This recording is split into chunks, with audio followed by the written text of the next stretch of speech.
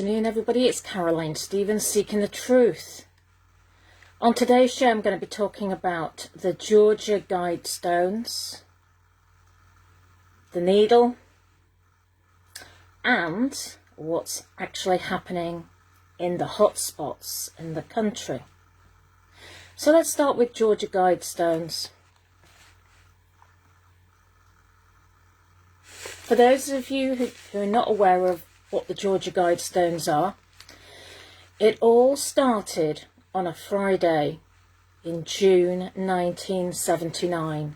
An elegantly dressed grey-haired man showed up in Elbert County in the US and introduced himself as R.C. Christian, a reference to somebody called Christian Rosenkrantz, or Christian Rose Cross in English, and said he represents a small group of loyal Americans.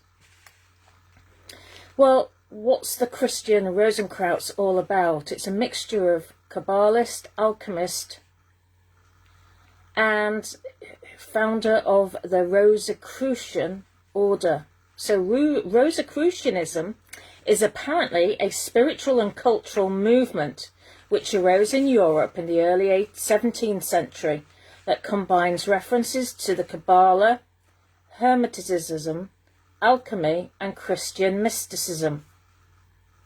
Rosicrucian manifestos heralded a universal reformation of mankind through a science allegedly kept secret for decades until the intellectual climate might receive it. So they were well ahead of their time, and they weren't well received at first because it was a bit of change management going on here. We know a lot about change management with the Great Reset. So he quickly became one of the most important and mysterious figures of the time. This is Christian Rosenkrantz, by blending this Christianity with some teachings of Arab and Persian sages. Now, going back now to Elbert County, R.C. Christian in 1979 admitted that wasn't his real name, but he refused to reveal anything about his identity. So Joe Fendley, president of the company that specialises in granite construction, didn't care too much about this. That is until he found out what the monument R.C. Christian had in mind. So basically this guy came along in 1979 in Elbert County in the USA, and he approached this guy and he wanted to build this monument. He explained that it would be a compass, calendar and clock, and be engraved with a set of guides written in 8 of the world's languages. Now, Fendley believed he was dealing with a crazy man and wanted to get rid of him. So he explained that a large number of tools and machines would be required. But this guy, Christian, just nodded. He then quoted a price several times greater than the real one. But again, Christian seemed indifferent. So Fendley sent him off to Wyatt Martin, president of the Granite City Bank. Martin is probably one of the people who have seen and spoken to this mystery man the most. So there are 10 guides, a clock, a calendar and a compass. So we're talking about the construction of the Georgia Guidestones. So the astrological specifications were incredibly complex, so the construction company had to employ the help of an astronomer from the University of Georgia. The complex indicates the day of the year, equinoxes and solstices, among others. But the main feature of the Georgia Guidestones is the 10 guides engraved in several languages. And as a result, on a barren field in Georgia, USA, there are now 5 granite slabs which rise in a star pattern. Each of them weighs over 20 tons, and on top of them is a capstone. So we've got these mystical people's 10 commandments engraved in these 8 different languages on the Georgia Guidestones. First one, maintain humanity under 500 million, basically worldwide, in perpetual balance with nature. Next point was guide reproduction wisely, improving fitness and diversity. They unite humanity with a living new language. Protect people and nations with fair laws and just courts. Let all nations rule internally, resolving external disputes in a world court. Be not a cancer on the earth, leave room for nature. So those are a few of the commandments, if you like, engraved in stone on the Georgia Guidestones. So that gives us food for thought, and this is why people keep putting comments up on timelines and say, Georgia Guidestones, because many people are thought of as a bit eccentric, shall we say, in believing that our governments want to depopulate the planet. But somebody, a group of people, a group of elites went to great lengths to construct this monument. And that's obviously not just it. It's reading between the lines on the UN agenda, the World Health Organization agenda, and what we're facing at this moment in time with this pandemic and the reset. We can see now that there is, well, I hope you can see now that there is a plan. This isn't random. This is a plan pretty much with all the governments in the world who we know, the corporations. We're talking about maritime law, but I don't want to talk about that today. I don't profess to be an expert, although I've interviewed lots of people about maritime law. Time is pressing now. So then that was 1979 that started, and the Pirbright patent, which we know about, which I covered at the weekend, the Pirbright patent for coronavirus. The European patent was filed on the 23rd of July 2015. Then we had, on the 15th of May 2018, the Clade X simulation in the USA, organised by Johns Hopkins University. And you probably remember this, that circulated on social media a little while ago. And we can see that Johns Hopkins University has received huge amounts of money from Bill Gates. We mustn't forget that, because we keep seeing statistics from the Johns Hopkins University. Of course, we had the event 201, that was the October 2019, and in between we had coronavirus allegedly found in sewerage in Spain in March 2019. Okay, so after March 2019, when the coronavirus was found in Spain, on the 4th of May, Matt Hancock said he would not rule out the option of compulsory vaccinations, and said that campaigners against jabs for diseases such as measles have blood on their hands. Matt Hancock told BBC Radio 4's Today programme, "I do think we need to consider all options. Failure to vaccinate when there isn't a good reason is wrong." I mean, it doesn't even make sense, does it? Isn't a good reason. Those people who campaign against vaccination are campaigning against science. The science is settled, he said. Since when has he become some sort of inventor scientist?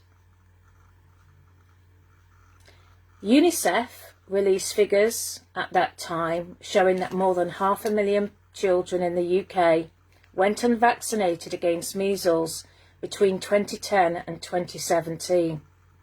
Anti-vaccine messages on social media have been blamed for promoting scepticism among parents. Hancock said, "I don't want to have to reach the point of compulsory vaccination, but I will rule nothing out. I don't want to reach that point, and I don't think we are near there.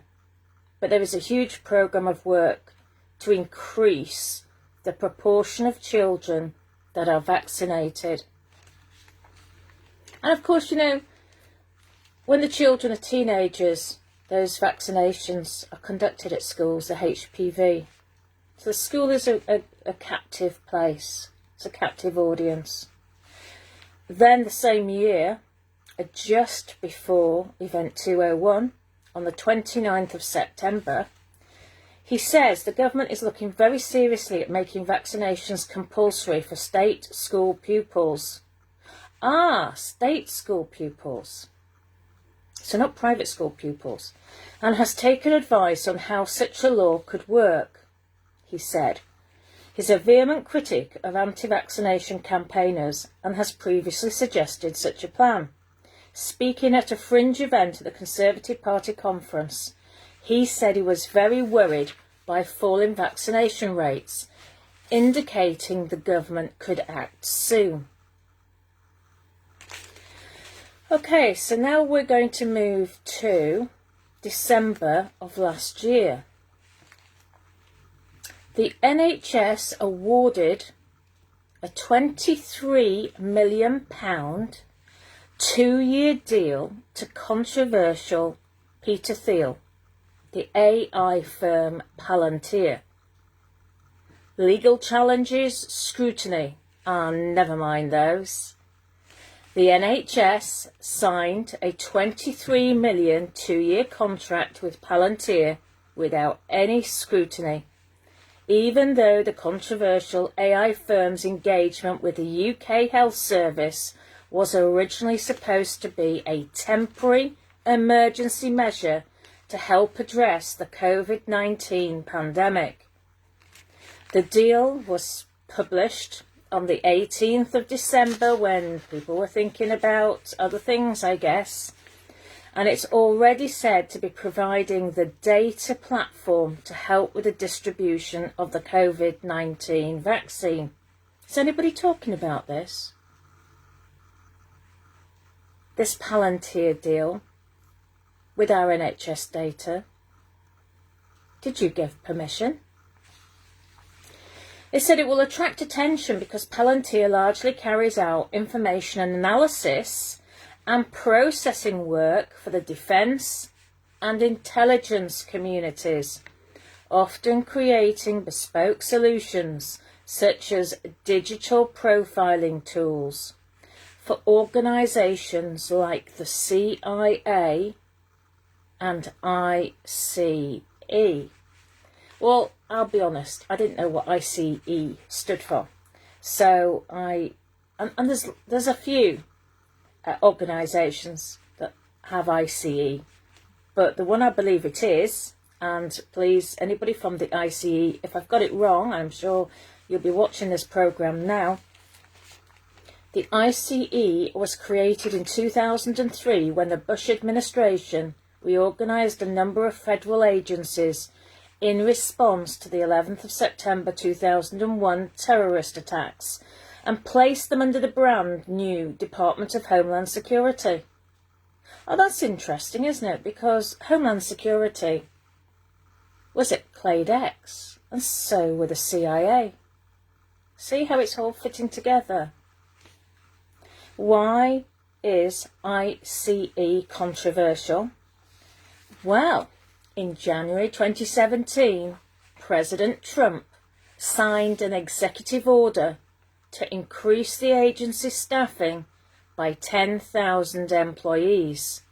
The order also vastly expanded ICE's immigration enforcement powers. Now let's not forget who Peter Thiel is, the founder of Palantir. He was the PayPal investor. He was a Trump financier. And he currently sits on the Bilderberg Steering Committee. So now we have a network, a spider's web, which allows somebody who sits on the Bilderberg Committee to be using your NHS data. Has any MP ever mentioned this to you? Has anybody mentioned it at all? Palantir, along with Google, Amazon and Microsoft, were among a group of tech companies contracted to build an NHS database, data store in fact, sorry, that's their terminology, a data store. Sounds to me like a database. In response to the COVID-19 outbreak. In March, an NHS blog said, when the pandemic abates and the outbreak is contained, we will close the COVID-19 data store. Really? And they've just signed a £23 million deal. You see, it's dishonestly honest. I don't even think, where does the honesty come into this? There is no honesty. So you can't believe these people, really.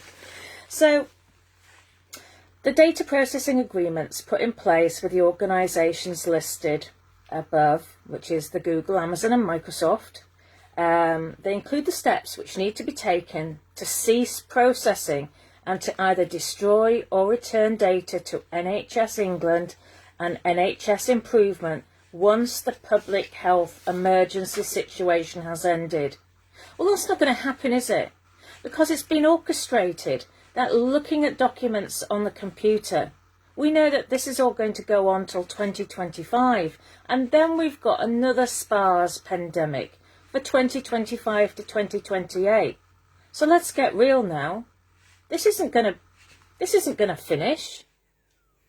Why would the government pay £23 million if it wasn't more of a long-term investment to the Bilderbergers? You see,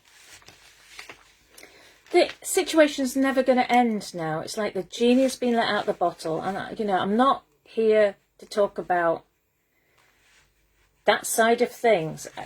I'm just saying, these are the logistics. This is what's going on behind the scenes, and your government never talks about this. In a blog, I found a blog from Ming Tang. Do you know who Ming Tang is? It's the National Director for Data and Analytics at NHS England and NHS Improvement.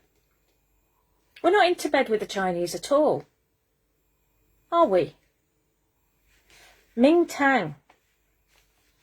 She said the data store project had allowed the NHS to develop tools and dashboards within a single integrated data platform to give decision makers more accurate visibility into the status of the response, providing a better understanding of how the virus is spreading, when and where the healthcare system will face strain, and which interventions can best mitigate this. She said the Palantir contract was already adapting its data platform to help with the rollout of the COVID-19 vaccine, enabling us to get supplies of the vaccine where they are needed and to plan the workforce to deliver them. Oh, it's just all happened overnight, hasn't it? This has been planned. If anybody's ever worked in government, has anybody worked in the council, you will know that it takes about 20 people to sit round a table and discuss how it is going to be to change a light bulb in reception. That is how they work. So for this to happen, just like that, Right, so who is Ming Tang? Well, there's not much about her on LinkedIn, I'm afraid. University, NHS. But what I did find is what Ming Tang actually means, and it's ancient Chinese. In ancient China, Ming Tang symbolized a ceremonial hall in the emperor's palace, and was the place the emperor and his officials would sit and consult, and the energy here was considered most potent, and believed this would help make perfect decisions. The hall would have a round roof and square foundation. This symbolized heaven and earth. Isn't that interesting? That person, Ming Tang, which symbolizes a ceremonial hall in the emperor's palace, is in charge of your NHS data.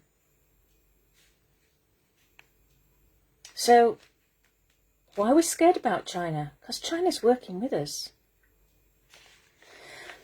Okay, yesterday evening, The Guardian reported that as well as the effectiveness of the NHS and the work of former Vaccine Task Force Chief Kate Bingham, a surprising factor in that success has come to the fore.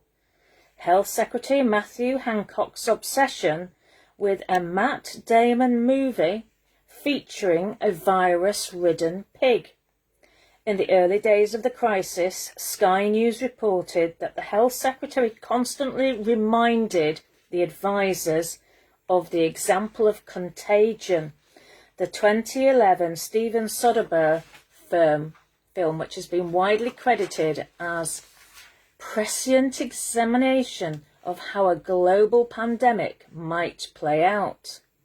In particular, Hancock wanted his team to heed the movie's depiction of the complexities of an international race for a limited vaccine supply. And he wanted to make sure that Britain was out in front. To be the guinea pig, I guess. He was constantly referring to the end of the film, a former Department of Health and Social Care advisor told Sky. He was always really aware from the very start, first, that the vaccine was really important. Well, of course, remember, he had an app, some sort of track and trace app, donated to him in 2017. Second, that when a vaccine was developed, we would see an almighty global scramble for this thing. Hancock was particularly struck by a scene in which a lottery based on birth dates is used to ration the supply of the vaccine. Not as a policy prescription, but as an indication of how precious the vaccine would be. He has seemingly amazing foresight. To be clear, he didn't think there was going to be this competition just because he'd seen Contagion, a source patiently told The Guardian. Well, come on, the guy's really put his foot in it, hasn't he, really? So they have to backtrack a little bit. You could just imagine the guy thinking, oh my goodness, that doesn't look good on Matthew Hancock, does it? The UK vaccine effort was in no way built, no, it wasn't, of course, built on the epidemiological model of watching a film. It was an illustrative example. He would simply say, we've all seen Contagion, right? It was helpful. A lot of the focus was the need to inject a dose of reality and realpolitik into it, the source added. It's not just about the science of how to develop it. There's also supply and procurement and stuff that's about human nature and politics.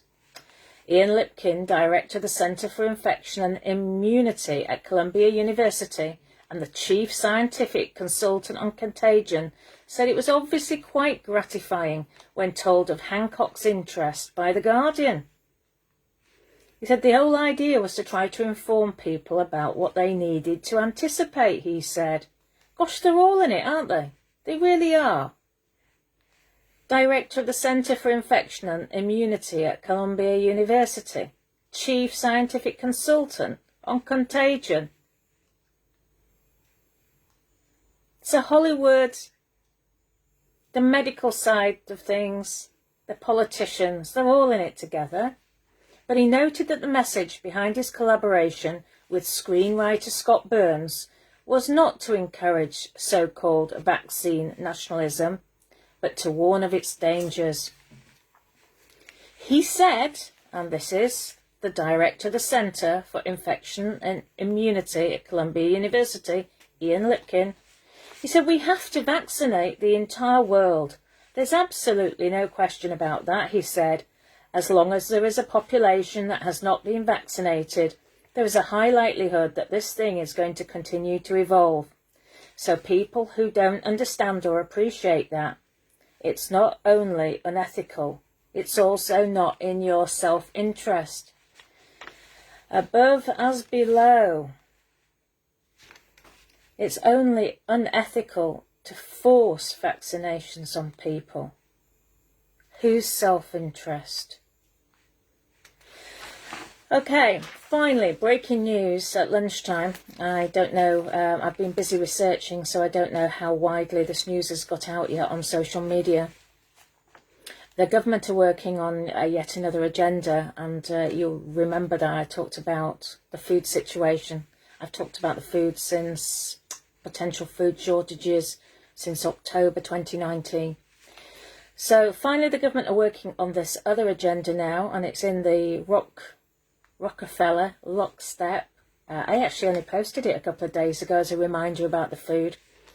This time it's to distract us with the prospect of mass starvation. In the Daily Fail at lunchtime, Matthew Hancock says, if you have food in the house, please use that. That's what he's telling people in South African variant areas, and they must stock up. They must use the stocks in their cupboards and freezers before leaving to go shopping to halt the spread of coronavirus, Hancock says today. Which is interesting because there's been a new radio show on, or propaganda tool, where I don't know if you've heard it yet, but it says on the radio, the more times you're touching a basket, the more times you're touching a trolley, you're increasing your chances. So stay at home, don't go shopping often. And this is now, they're focusing on, particularly at the moment, on the South African variant areas. It's reported another 33 cases of the South African COVID variant have been spotted in the UK. Remember, AstraZeneca were working in South Africa on all of this. 33 cases. PHE says 143, that's Public Health England. PHE says 143 people have now been struck down with a variant since December. Hancock says, we are saying, if you have food in the house, please use that. So he repeated warnings that the highly transmissible strain, if it's really highly transmissible, to be fair, 143 in a period of 5, 6, 7, 8 weeks. That doesn't translate statistically into a highly transmissible strain, does it? So he says this highly transmissible strain was the main problem now facing Britain. No, actually, Hancock, you're the main problem. You and Doris and Rob and our Parliament, you are the main problems facing Great Britain today. He's requiring people to take a more strict attitude to staying at home. New data from Oxford University showing its vaccine cuts transmission. Showing its vaccine cuts transmission, does it? Will help us to get us all out of this pandemic. Do you know, it's just, he said this morning as hopes were raised over the lifting of a lockdown. You know what that means.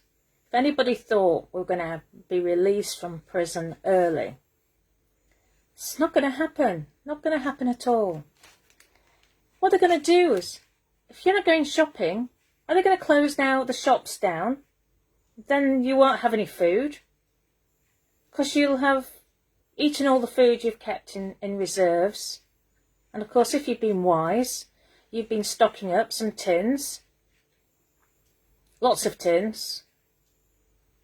And now it's like, it reminds me of when in World War II, when people were having, well, they stored gold and what have you. The government came and took your gold. So now, effectively, the government is appealing to you to eat your food. It's like eating. Well, how are you going to cope without the food if you can't then get out? I mean, what's to stop them saying, well, in 3 weeks' time, they could put another embargo on something or other, stop you going out, or, you know, they've been floating all these ideas around in these committees in Parliament, or you can only go out once a week. Is it going to be like in, you know, people who live down one street can only go out on a Monday, and people who have blue cars can go out on a Tuesday? I mean, that is the reality. We're moving towards this. For him to say, eat your food that you've stored up. So this is distracting the people with another agenda. It's ramping up the project fear. To be perfectly honest, it is so disgusting. 143 people have been struck down with a variant that came from South Africa, where AstraZeneca have a laboratory and were working on a project in relation to this, and Doris refused to close the borders to South Africa. So he has not got, whether you believe in the variant or you don't believe in the variant, whichever way you feel is the truth. He is not caring about the British people. And to suggest that you should eat up all your food is leading us towards multiple genocide. And of course, a lot of very obedient people haven't been out looking after their nearest and dearest, in the people in the 70s and 80s and 90s who can't get out and about. And it's just really not on. It really isn't. And I'm, you know, why, you know, if people say to me, well, why don't you sit on, why do you sometimes appear to be on the fence? Because the prophetic words are that whatever happening now, they've invented something. And whether all these doctors want to split hairs or atoms, they also fall under a satanic, they swear a satanic oaths, and they work under a satanic logo, which is the Baphomet. Whether people like that or not, that's the logo they go under. So we've got to take all these people's information to get to the population size of 14 million, which has been projected on Deagle.com. If again, you know, we just take that information, where do we go from here? They've let the genie out of the bottle. They'll be working on, we don't know what they're doing in the laboratories. Do we? None of us do. Well, I don't. You don't. So there's no point in people shooting at me. Because there are people out there who are double agents. They do know who's working, what they're doing in the laboratories. And remember, some of these laboratories are private enterprises. And they are 30 years ahead in some of those private corporate entities, the laboratories, 30 years ahead of what we could possibly ever be aware of. You know, and at the end of the day, I hope you do go back onto my timeline yesterday. I did post a lot of these PowerPoint slides. And these have been produced by a journalist. And basically this particular one, and I'm just going to read it out just to finish off with. Why the Pentagon collects and studies bats. Why would the Pentagon, you know, ask yourself, why would the Pentagon collect and study bats? Bats are allegedly the reservoir host to the Ebola virus, Middle East respiratory syndrome, which is MERS, and other deadly diseases. However, the precise ways these viruses are transmitted to humans are currently unknown. This came from 2.5 years ago. Numerous studies have been performed under the DTRA Cooperative Biological Engagement Programme in a search for deadly pathogens of military importance in bats. So they, at that point 2.5 years ago, they had conducted 8 studies on bats in Asia and Africa, and they were funded by DTRA. That was in 2017. They've investigated the risk of human disease from bats in Cambodia. There's been bat harvesting in India. Evaluating zoonotic viral sharing among bats, primates and people in Tanzania. Middle East respiratory syndrome coronavirus. Ooh, Middle East respiratory syndrome coronavirus, MERS. Surveillance in Kazakhstan, collection of bats and camels samples. Do I know what they're up to? But we can have a bit of a guess now, can't we? Because a lot of these documents, some of them are still haven't been declassified. You see, in World War I and World War II, we thought we knew who our enemies were, but we didn't actually. Most of us didn't. And now, this is World War III. And we're facing the Church of England, all the various churches, most of them do not believe that we're in Revelation. They've all been to theological college. They must have read Revelation or part of it at some point. But yet they don't believe we're there now. I spoke to a guy the other day. He's supposed to be a Christian. He writes books on medicines and things like that, but he's not a qualified medical person. It's mainly alternative medicines. And I said, well, we're in Revelation now. He said, no, we're not. Well, actually, I tell a lie. He said, let's think back. What did he say? People said that at the start of World War II. I'm just going to read this comment that I posted this slide. So please do look at the slides I put up yesterday. One of the people on my timeline said, after the Second War, there was a document signed from the powerful countries to not make another world war and to use the plutonium for the atomic nuclear weapons. So they all started to develop and study viruses for war. So they are the new generation weapons to use when they want. They show it to us on the movies, when the fiction born from reality and not vice versa.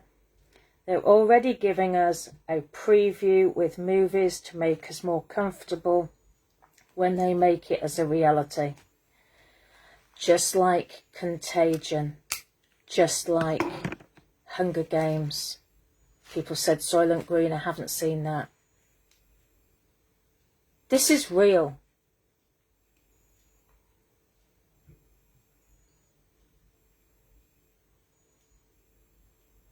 I'm a maths teacher. I've got university qualifications. Don't write what I'm saying off, please. do share this video.